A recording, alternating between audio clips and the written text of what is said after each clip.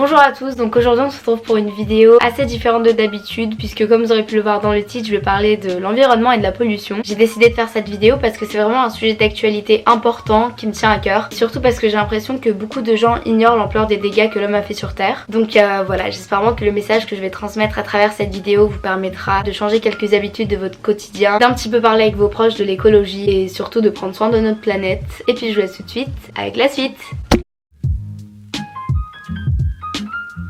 Le premier thème que j'avais envie d'aborder dans cette vidéo, c'est le réchauffement climatique parce qu'on en entend vraiment beaucoup parler. Donc comme vous le savez sûrement, le réchauffement climatique, il est dû à l'accumulation des gaz à effet de serre dans l'atmosphère. Il faut savoir que les gaz à effet de serre, ils ont toujours été là parce qu'ils jouent vraiment un rôle essentiel dans le maintien de la vie sur Terre étant donné qu'ils empêchent les chaleurs du soleil de s'échapper à l'extérieur. Mais le problème, c'est que depuis l'accroissement des activités industrielles, les gaz à effet de serre, ils ont artificiellement augmenté, ce qui a pour conséquence de dérégler le climat. Les gaz à effet de serre, en fait, ils sont libérés par l'agriculture, l'incinération des ordures ménagères, les transports, l'électricité, le chauffage et les industries. Et le problème du changement climatique, c'est qu'il bouleverse tous les équilibres naturels, que ça soit l'acidité des océans, le cycle de l'eau, la biodiversité et la température. Et en fait, comme les biotopes des animaux sont altérés, il y a beaucoup d'espèces qui risquent de disparaître. On estime qu'à court terme, entre 20 et 30% d'espèces animales et végétales devraient être en voie d'extinction. Et c'est pour ça que c'est vraiment très important de limiter les émissions de gaz à effet de serre en réduisant la production et la consommation d'énergies fossiles comme le charbon, le gaz et le pétrole, et pour compenser en développant des énergies renouvelables. À cette échelle-là, je vous accorde que nous les jeunes, on peut pas vraiment agir sur les sources d'énergie qu'on utilise, mais par contre par nos actions individuelles, on peut vraiment lutter contre le changement climatique en utilisant plus le transport en commun et le vélo que la voiture, en installant des panneaux solaires sur le toit de notre maison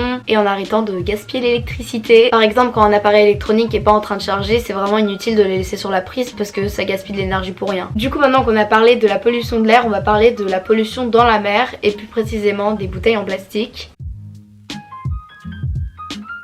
Je sais pas si vous le saviez, mais l'Europe est le plus gros consommateur de bouteilles d'eau par année et par personne. Un Européen consomme en moyenne 52 milliards de litres d'eau en bouteilles par an et c'est vraiment énorme. Et en fait, le problème, c'est que la plupart des bouteilles d'eau, elles sont pas recyclées et du coup, elles se retrouvent dans les océans, ce qui cause la mort de 1 million d'oiseaux et de 100 000 mammifères par an. Je suppose que vous avez déjà vu les reportages où on retrouve plein de plastique dans les estomacs des poissons parce que comme ils confondent ça avec la nourriture, ils l'ingèrent et ils finissent par mourir de faim parce qu'ils sentent leur estomac rempli alors qu'en fait, il n'y a pas de nourriture dedans. Et si on continue comme ça, en 2050, il pourrait y avoir plus de plastique dans la mer que de poissons. Et c'est la même chose avec les pailles parce que comme elles sont légères, elles sont facilement emportées dans l'océan, elles sont acheminées vers les fonds marins et après les poissons les mangent. Et en fait, les gens qui se sentent pas concernés par ça, c'est vraiment ridicule que ça a un impact sur toute la chaîne alimentaire jusqu'aux humains parce qu'au final, c'est nous qui mangeons le plastique qui est dans l'estomac des poissons. Donc c'est pour ça qu'il faut vraiment limiter notre utilisation de bouteilles en plastique et de paille, surtout qu'il y a d'autres alternatives. Pour les pailles, il y a des pailles en maïs, en bambou, en papier, et pour les bouteilles d'eau, il suffit d'acheter une gourde réutilisable comme ça. En métal, c'est encore mieux, mais ça c'est très bien aussi parce que ça pollue beaucoup moins et c'est beaucoup plus rentable au niveau du prix d'acheter une gourde comme ça qui va durer 5 ans que d'acheter toutes les semaines un pack de 6 bouteilles d'eau. Donc voilà, après avoir regardé cette vidéo,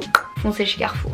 Surtout que j'ai oublié de le préciser, mais c'est pas seulement les déchets des bouteilles en plastique qui polluent l'océan, c'est aussi rien que la production d'une bouteille d'eau qui demande 3 litres d'eau et 33 centilitres de pétrole. Je vois vraiment pas l'intérêt de gaspiller des ressources rares et précieuses pour fabriquer une bouteille d'eau qui au final va tuer des espèces marines et rester entre 100 et 1000 ans dans l'océan parce que le plastique se dégrade pas. Du coup maintenant on va parler de la déforestation.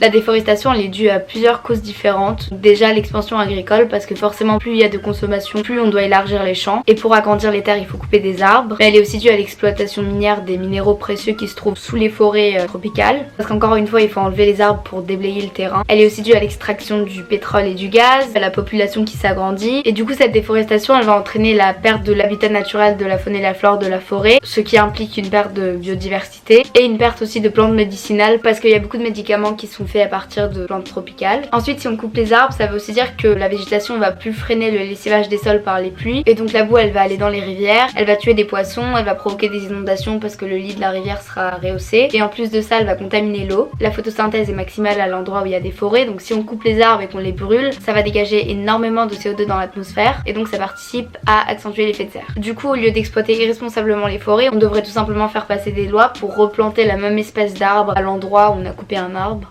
Ça veut rien dire ma phrase, c'est pas grave. Donc voilà, c'est la fin de cette vidéo, j'espère vraiment qu'elle vous aura plu et surtout qu'elle vous aura motivé et à contribuer à la lutte contre le réchauffement climatique. D'ailleurs, pour ceux que ça intéresse, je vous mettrai en barre d'infos quelques idées de gestes écologiques que vous pouvez adopter au quotidien pour lutter contre la pollution. Et puis voilà, moi je vous fais de très gros bisous et on se retrouve très bientôt pour une prochaine vidéo. Bye!